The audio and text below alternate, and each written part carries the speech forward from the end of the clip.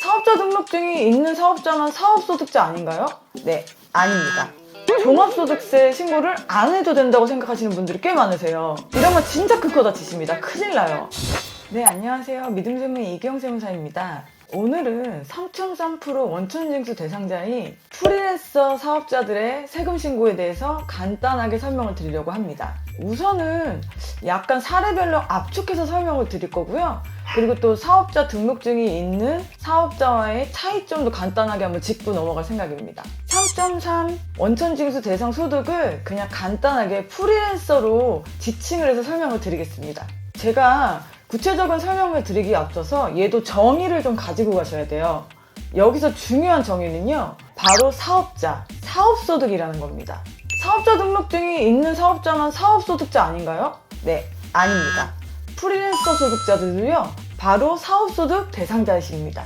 그렇기 때문에 신고도 역시 사업소득으로 신고를 하셔야 돼요. 사업자 등록증이 있는 사업자분들은 어떻게 신고를 하는지 한번 간단히 한번 설명을 드려보겠습니다. 우선 이들은요, 고정자산이 있으면 감가상각을 하고요, 인건비가 있으면 인건비 신고가 들어가고요, 그리고 또 부가가치세 과세 대상이면 부가세 신고를 하게 됩니다. 매입자료나 매출자료로 세금계산서나 계산서를 발행하거나 발행받으실 수 있고요. 또 마지막으로 업종이나 업태에 따라서 세액공제나 세액 감면을 적용받을 수 있다는 게 이 사업자 등록증을 가지고 있는 사업자분들의 특징입니다. 이 사업자 등록증을 가지고 계신 사업자분들도요, 추계신고가 가능하니까 이 점도 유념해주세요. 그럼 프리랜서 분들은 제가 아까 전에 사업자 등록증을 가진 사업자분들과 똑같다고 했으니까 그러면은 방식도 똑같을까요? 네, 거의 똑같긴 하지만 차이점이 있습니다. 프리랜서 분들은 부가세 신고를 하지 않아요. 예, 부가세 과세 대상이 아닙니다.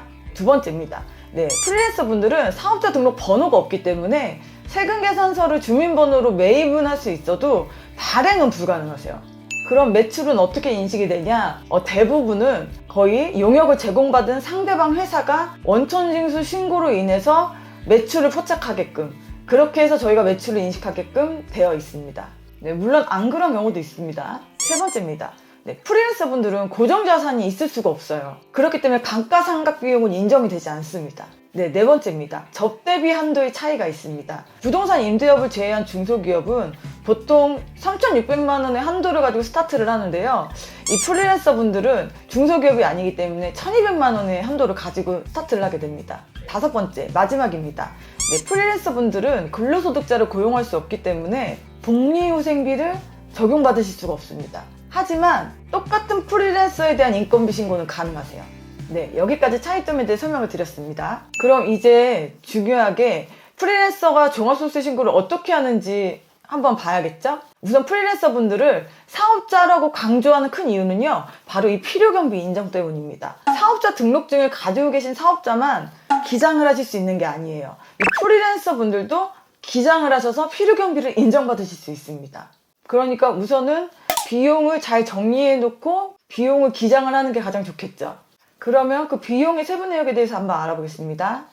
네, 첫 번째입니다. 앞서 말씀드렸듯이 프리랜서 분들은 고정자산을 가질 수 없기 때문에 감가상각 비용을 넣으시면 안 됩니다.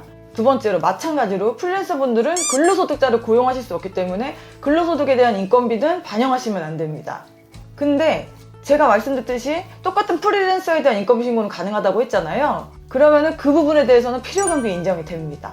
네, 세 번째입니다. 접대비 한도가 작다고 제가 말씀을 드렸잖아요. 그렇지만 이 얘기는 접대비를 인정하지 않겠다는 얘기가 아니에요. 그렇기 때문에 한도 내에서 접대비가 있으면 걔도 필요경비에 산입하시면 됩니다.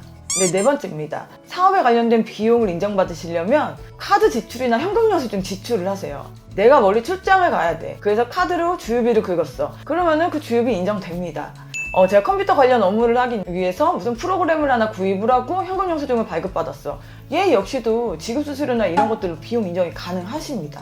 계속 반복적으로 사업소득이 발생하시는 프리랜서 분들은 사업용 카드를 하나 지정을 해서 그거를 주로 쓰시는 걸 저는 추천을 좀 드려요. 네, 다섯 번째입니다. 프리랜서 분들도 매출 기준이 넘어가면 복식부기 의무자가 됩니다. 반드시 기장을 하셔야 돼요. 또 간편장부 대상자의 경우 복식부기로 신고를 할 경우 기장세액공제도 적용받으실 수 있습니다. 6번째 마지막입니다. 프리랜서 분들은 근로자를 고용하지 못한다고 했잖아요. 그러니까 근로자가 없으니까 복리후생비 당연히 인정 안 되겠죠. 네, 그리고 이거는요, 사업자 등록증에 있는 사업자분들도 마찬가지예요. 이분들도 근로자가 없으면요, 복리후생비 인정하시면 안 됩니다. 그렇기 때문에 기장하실 때 복리후생비 넣으시면 다 부인되니까 이거 꼭 좀 유념해 주세요.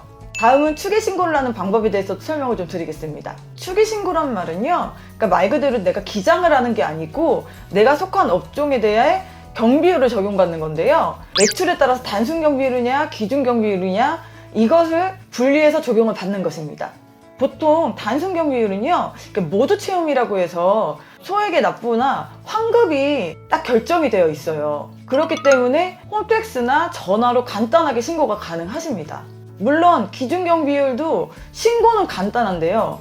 대신 기준경비율은 경비율 인정이 적기 때문에 납부가 나올 가능성이 높기 때문에 이런 분들은 반드시 기장하는 것을 추천드려요. 근데 내가 진짜 기장할 비용이 없다. 그럼 어쩔 수 없이 경비율로 가셔야죠. 단순 경비율 대상자 분들도요, 마찬가지로 모두 채용이라는 것으로 간편하게 신고를 하실 수 있지만, 그렇지만 내가 기장을 해서 비용이 훨씬 많다. 이러면은 기장을 하시는 게 훨씬 유리하신 거고요. 유리하신 대로 기장을 하시든 경비율을 인정받으시든 선택을 하시면 되는 겁니다.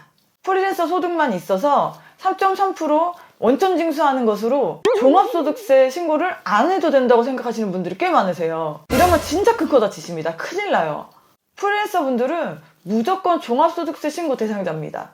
프리랜서 분들은 3.3% 원천 징수 금액이 기납부 세금으로 빠지기 때문에요. 경비율로 신고가 되든 기장으로 신고가 되든 환급이 나올 수도 있고 추가 납부가 나올 수도 있는 점, 이 점 명심해 주십시오. 지금 종합소득세 한창 진행 중인데요. 지금 혹시라도 신고 대상자이신데 신고 준비를 안 하고 계신 분은 이 유튜브를 보시고 빨리 신고 준비를 하시는 걸 추천드릴게요.